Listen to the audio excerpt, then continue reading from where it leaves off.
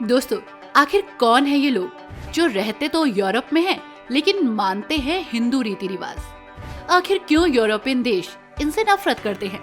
क्या वाकई ये यूरोप के देशों में हिंदू धर्म का प्रचार कर रहे हैं, या चोरी छुपे ईसाइयों को हिंदू बना रहे हैं, या फिर यूरोपियन देशों को ईसाई धर्म पर संकट महसूस हो रहा है? ईसाइयों के बीच रहने के बाद आखिर कैसे ये लोग हिंदू धर्म का पालन कर रहे हैं और प्रचार भी? आखिर कैसे माँ काली के रूप में ये मूर्ति पूजा करते हैं, जबकि ईसाई धर्म में तो मूर्ति पूजा होती ही नहीं है?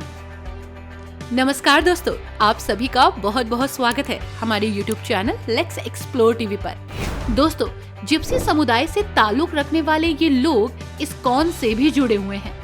इनकी वेशभूषा, इनकी बोलचाल, त्योहार, गीत, संगीत हिंदुस्तान की झलक दिखाती है। तो चलिए दोस्तों, आपको जिप्सी समुदाय के बारे में हम सारी जानकारी देते हैं।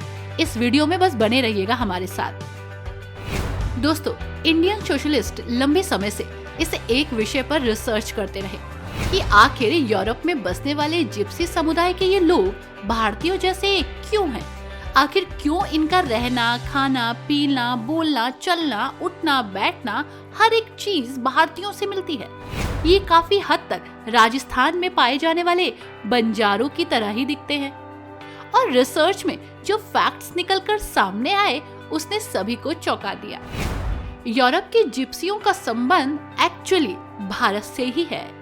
नई बात ये निकल कर आई कि यूरोप में इन लोगों की जड़ें पिछले अनुमान से कहीं ज्यादा गहरी हैं। जीन वैज्ञानिकों ने पता लगाया कि उत्तरी पश्चिम भारत, शायद पंजाब से एक ही आबादी के लोगों ने 1500 साल पहले यूरोप जाने का फैसला किया था। आज ये लोग यूरोप के हर देश में रहते हैं, अलग अलग बोलियां बोलते हैं, अलग अलग धर्मों का पालन करते हैं। जिप्सी समुदाय यूरोप का सबसे बड़ा अल्पसंख्यक वर्ग है।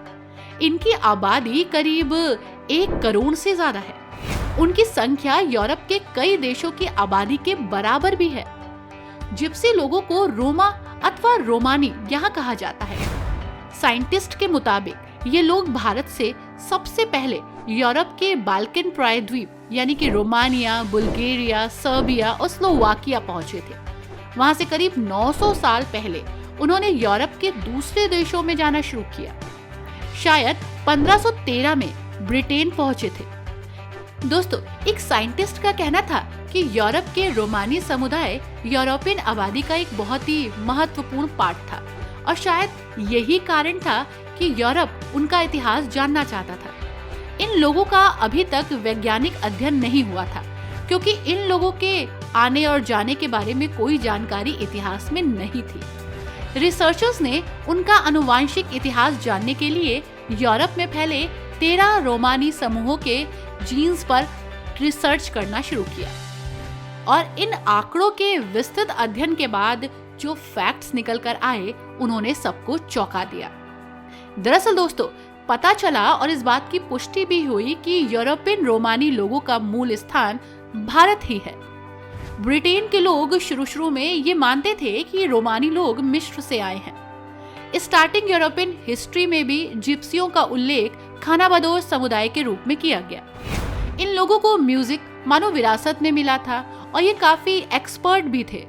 और इतना ही नहीं, घुड़सवारी में भी उनका कौशल लाजवाब था, जैसा हम इंडियंस में होता है। जिप्सियों का सबसे पुराना उल्लेख 15वीं शताब्दी में स्पेन से आया था। जिप्सी लोगों को ट्रेडिशनल रूप से खानाबदोश के रूप में पहचान मिली थी, और यूरोप की संस्कृति के बहुत सारे रूप, खासकर संगीत, लोक नृत्य, जिप्सियों ने अपनी गहरी छाप इन पर छोड़ी थी। मशहूर स्पेनी डांस और फ्लेमेंको रोमानी प्रभाव भी एक जीती जागती मिसाल है। दोस्तों, रोमा जिप्सी समुदाय के त्योहार अगर आप देखेंगे तो पाएंगे कि वाकई झलक बेमिसाल है। हालांकि यूरोपियन देशों में रहते रहते ये ईसाई जरूर हो गए, लेकिन इन्होंने अपना मूल धर्म नहीं छोड़ा। ये ईस्टर और क्रिसमस भी मनाते थे, और रोमन समुदाय के कई लोग ईसाई धर्म को मानते तो थे, लेकिन जो इनकी परंपराएं थी, जो रीति रिवाज थे, वो इनकी जड़ में थे। ईस्टर और क्रिसमस मनाने के साथ साथ ये हिंदू रीति रिवाज से जुड़े हुए त्योहार भी मनाते थे। तो वहीं संत सारा काली का महोत्सव भी, उनका त्योहार भी काफी ज्यादा हाईलाइटेड हुआ। ये त्योहार दक्षिण फ्रांस के सेंट मेरी डे ला मेर नामक स्थान पर मई महीने में मनाया जाता है। संत सारा काली को जिप्सी समुदाय की रक्षक देवी माना जाता है और कहीं ना कहीं इनकी तुलना काली माता से होती है।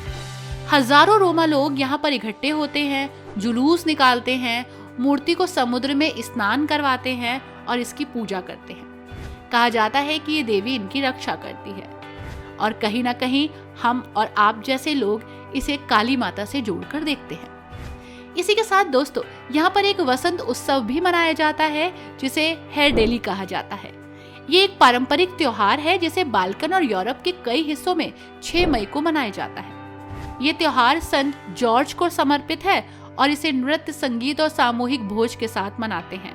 नाचते हैं, कूदते हैं, शोर शराबा करते हैं और एक साथ बैठकर खाना खाते हैं। इनके जीवन में तीर्थ यात्रा का भी काफी महत्व है दोस्तों, जैसे हम हिंदुओं में है। जीवन काल में ये लोग तीर्थ यात्रा जरूर करते हैं, जिसे ये लोग पेरेग्रिनासियोन कहते हैं। ये स्पेन और अन्य देशों में स्थित बहुत सारे धार्मिक स्थलों की यात्रा करते हैं, वहां जाते हैं, पूजा पाठ करते हैं और वापस अपने देश, अपने घर लौट कर आते हैं। रोमा समुदाय के ये त्योहार उनके संगीत, नृत्य, पारंपरिक पोशाक और आध्यात्मिक मान्यताओं का एक सुंदर प्रदर्शन है, जो ये दिखाता है कि वाकई जड़ें भारत से जुड़ी हैं। रोमा समुदाय की शादी और संस्कारों में भी आपको भारतीय हिंदू परंपराओं की झलक दिखेगी। लड़कियों की शादी यहाँ कम उम्र में हो जाती है। नाच गाने और बड़े भोज का इंतजाम यहाँ भी होता है। कुछ रोमा समूहों में शुद्धि संस्कार का रिवाज भी है। गोबर और आग की पूजा भी होती है। कुछ रोमा समुदाय अभी भी भारतीय परंपराओं के अनुसार गाय के गोबर और आग को प्योर, पवित्र मानते हैं। आग से शुद्धि भी करते हैं, अग्निदेव की पूजा भी करते हैं। दोस्तों, रोमा लोग भविष्यवाणी, तंत्र मंत्र में भी विश्वास करते हैं। और हाँ, एक चीज और, भारतीय ज्योतिष से भी बहुत कुछ मिलता जुलता है। इतना ही नहीं, ये लोग गाय को पवित्र भी मानते हैं। कुछ रोमा लोग अभी भी गाय को पवित्र मानते हैं और उसका वध करने से बचते हैं, जो हिंदू संस्कृति से काफी जुड़ा हुआ है। लेकिन सबसे बड़ी दुख की बात तो ये है दोस्तों कि शायद ये आज तक अपना अस्तित्व नहीं खोज पाए। सदियों से यूरोपियन महाद्वीप में रहने के बावजूद जिप्सियों को आज भी समाज में सम्मान नहीं मिला। हिटलर के समय करीब 5 लाख जिप्सियों का नरसंहार हुआ। वे आज भी विभिन्न देशों में नफरत, उत्पीड़न और भेदभाव के शिकार हुए। फ्रांस में सार्कोजी प्रशासन और इटली में बहुत सारा उनके ऊपर अत्याचार हुआ। इटली में तो जबरन बेदखल तक उन्हें कर दिया गया। लेकिन आज भी ये जिस भी देश में हैं, वहाँ पर खाना बदोश जैसा जीवन जी रहे हैं। साथ ही आर्थिक स्थिति भी अच्छी नहीं है। इनके बच्चे मूल सुविधाओं के लिए तरस रहे हैं। कहीं ना कहीं यूरोपियन देशों ने इन्हें एक्सेप्ट नहीं किया। आई होप दोस्तों, यूरोप में बस रहे इन जिप्सी समुदाय के बारे में जानकर आपको अच्छा लगा होगा। वीडियो कैसी लगी हमें जरूर बताइएगा। Thanks for watching. Bye bye and take care.